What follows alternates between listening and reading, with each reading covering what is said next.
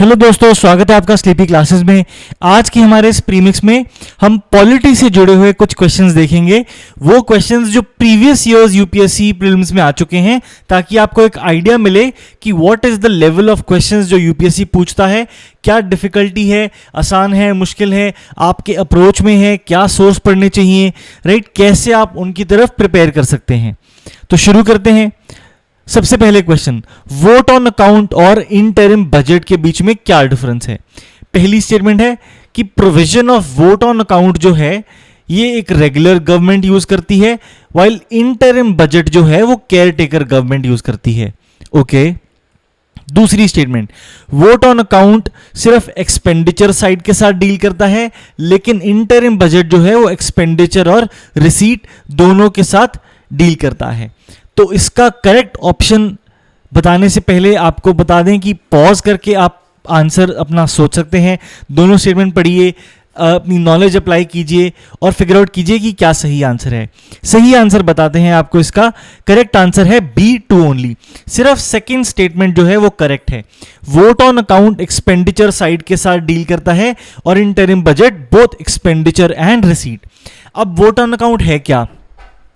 अब कॉन्स्टिट्यूशन में लिखा है कि no money shall be withdrawn from the consolidated fund of India except under appropriation made by law, कि जब तक कानून नहीं पास होता कोई पैसा विड्रॉ नहीं किया जा सकता।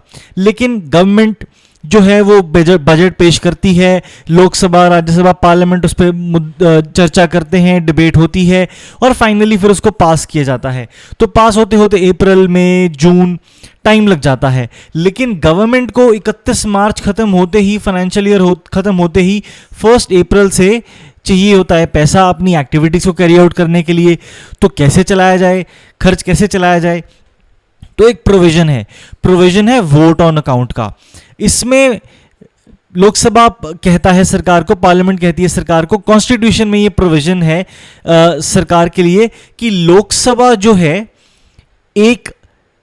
2 महीने का आपको एडवांस दे देती है वोट ऑन अकाउंट, राइट, कि आपका जो टोटल बजट है 12 महीने का, उसका 1/6 आपको इशू कर दिया जाएगा ऐसे ही, बिना ज्यादा चर्चा किए, डिबेट किए। 1/6 आपको इशू कर दिया 2 महीने के लिए कि 2 महीने का आप खर्च चला सकते हैं। मीनवाइल जो बाकी के पॉइंट्स हैं, एस्पेक्ट्स हैं बजट के, उनके ऊपर भी डिबेट हो जाएगी और फाइनली फिर वो भी पास कर दिए जाएंगे। फिर आपके पास पूरे साल का खर्चा अवेलेबल हो गया, राइट। तो 2 महीने घर चलाने के लिए, देश चलाने के लिए, जब तक कि कंप्लीट बजट के ऊपर वोटिंग नहीं हो जाती, आपको एक एडवांस दे दिया जाता है जिसको वोट ऑन अकाउंट कहते हैं, राइट। ये सिर्फ एक्सपेंसेस कवर करता है क्योंकि आप लोकसभा से एडवांस मांग रहे हैं, सरकार लोकसभा से एडवांस मांग रही है 2 महीने के लिए देश चलाने के लिए, राइट। ये हो गया vote on account. Then interim budget क्या है?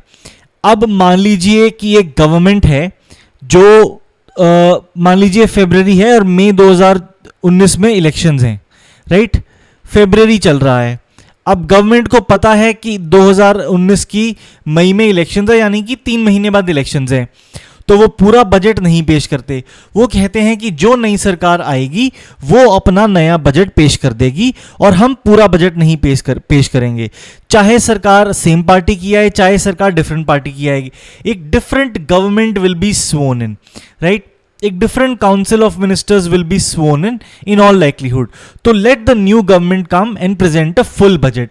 हम सिर्फ एक इंटरिम तौर पे एक बजट पेश कर रहे हैं। ऑल्दो इस बजट में पूरी डिटेल होती हैं, रेवेन्यू की, एक्सपेंडिचर की, कुछ पॉलिसी मेजर्स भी होते हैं, पर मेजर पॉलिसी डिसीजंस अवॉइड किए जाते हैं क्योंकि आप नई सरकार के ऊपर दारोमदार छोड़ते हैं कि जो नई सरकार आएगी वो नए डिटेल्ड पॉलिसी मेजर्स लेके आएगी, राइट। देन आगे बढ़ते हैं, दूसरा क्वेश्चन देखते हैं। अब दूसरा क्वेश्चन है नेशनल माइनॉरिटी को लेके कि अगर आपको नेशनल माइनॉरिटी का स्टेटस मिल जाता है तो क्या एडवांटेजेस हैं।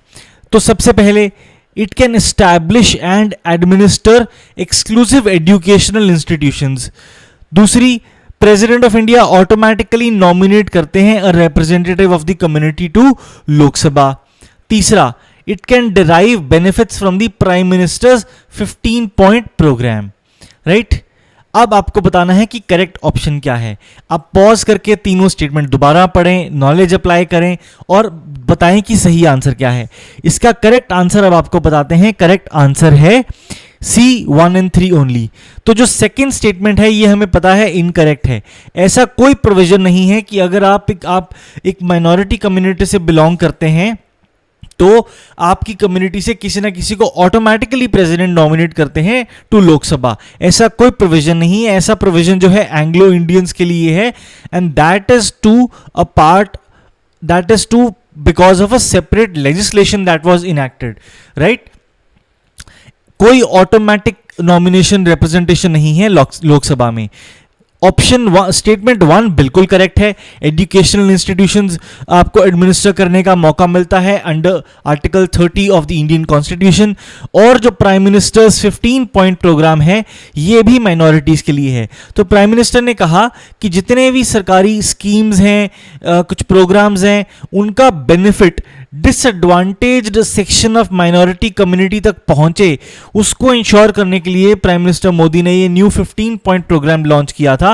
इसके तहत ये भी है कि जहां भी पॉसिबल हो सके जो भी आउटले है सरकार का किसी भी स्कीम के अंडर, उसका 15% जो है वो माइनॉरिटीज के लिए रखा जाए, माइनॉरिटीज को टारगेट किया जाए उस 15% आउटले से, राइट। तो 1 और 3 स्टेटमेंट्स करेक्ट हैं, स्टेटमेंट 2 इनकरेक्ट है। तीसरा question consolidated fund of India को लेके है। कंसोलिडेटेड फंड ऑफ इंडिया से विड्रॉल ऑफ फंड करना हो तो किसका ऑथराइजेशन चाहिए? प्रेसिडेंट का, पार्लियामेंट का, प्राइम मिनिस्टर का या फिर यूनियन फाइनेंस मिनिस्टर का? इसका करेक्ट आंसर है बी, पार्लियामेंट ऑफ इंडिया। तो लिखा गया है no tax can be levied और collected and no expenditure can be incurred by the executive except under the authority and with the approval of the parliament, right।